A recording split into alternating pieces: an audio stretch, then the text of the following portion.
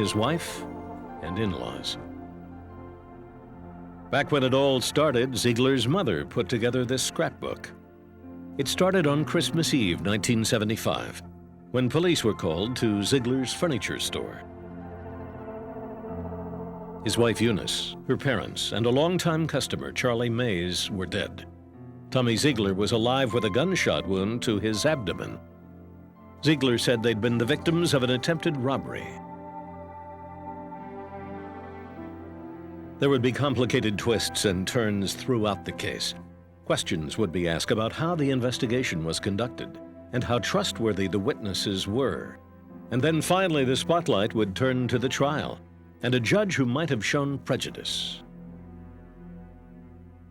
Judge Maurice Paul was assigned to the trial. He and Zeigler knew each other. They'd recently been character witnesses on opposite sides of a heated liquor license case. Just months later, Zeigler stood before Paul on trial for murder.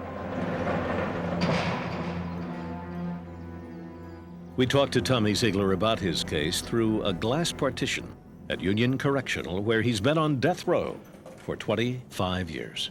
From day one, he was hostile to me. And there's just, it's hard to explain. It's really hard to explain unless you get down and you saw what was going on in that courtroom. Zeigler's trial attorney, Terry Hadley, asked Judge Paul to excuse himself from the case and let another judge take over. My experience has been in 32 years of practicing law that most judges, in most cases, if a motion to recuse is filed, will do it as a matter of course to eliminate any doubt as to whether or not someone's being treated fairly. But Judge Paul chose not to do so. The trial went forward with Judge Paul on the bench. The prosecution presented its case first. Its theory was that Zeigler had devised an elaborate plan to murder his wife that night in the furniture store. He'd done it for money. 2 life insurance policies worth $250,000 each. The other 3 people killed that night were just in the wrong place at the wrong time. To support his case, the state's attorney called 72 people to the stand, including 2 men who said they were witnesses.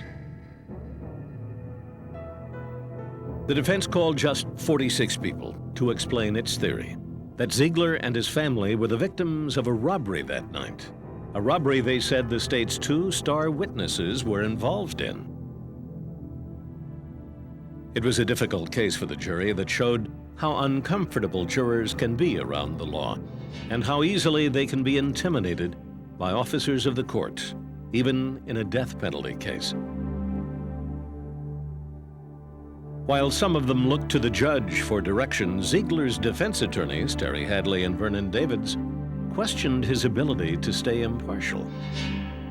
I think candidly he demonstrated prejudice throughout the trial. I've tried a lot of cases in my days, and I've never had one, especially a month-long trial, where every objection made by the defense is overruled and every objection by the prosecution is sustained. I mean, you never bat 0, and in this case we batted 0. It was trial by ambush. He did not get a fair trial. 4 weeks after the trial began, the jury was sent to the deliberation room. At first they were tied, but as the days wore on, one woman, Irma Brickle, remained a holdout for Zeigler's innocence. It was getting close to the 4th of July, and a young juror who was anxious to get out of there was pressuring her in ways that were uncalled for, like clicking the guns behind her head while she tried to ask questions. And she was already terribly traumatized, and this didn't help matters. Zeigler's lawyers later heard that Judge Paul helped get the holdout juror, Irma Brickle, a prescription of Valium so she could continue. It was inappropriate, and we should have been advised, and something should have been done about it. She complained that one of the jurors was clicking the gun, which probably occurred. I mean, that's part, the jury's got all this stuff there in the evidence room, and they're talking, in the jury room, and they're talking about it and so forth. 3 days after entering the deliberation room, the jury had a verdict. They'd seen a lot of evidence, but they weren't all sure. They decided the only answer was to give Zeigler a life sentence. You feel like the weight of the world is on your shoulders. If we recommended life, if there was something that was in error, there might be a chance to rectify it, as opposed to the finality of the death penalty. But Judge Paul did something the jury was not expecting, something that is only legal in a few states like Florida. He changed their verdict.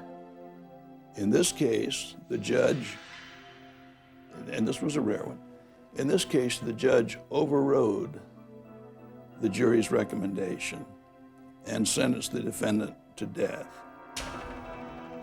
After the verdict, Irma Brickell, who had been the holdout juror for Zeigler, again asked to be heard, this time in court. She said, "I still feel he's innocent. My reasons don't seem to be important, or they weren't." The case still haunts Zeigler's trial attorneys. I stood beside a client who I considered a friend, as well as a client in whom I believed in the innocence, then and now, and watched him be sentenced to die after I had defended him, and it was my last criminal case.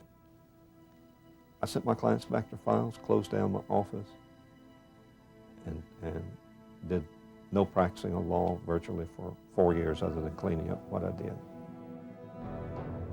Whether Judge Paul was prejudiced against Tommy Zeigler is something only he knows for sure. He refused our request for an interview.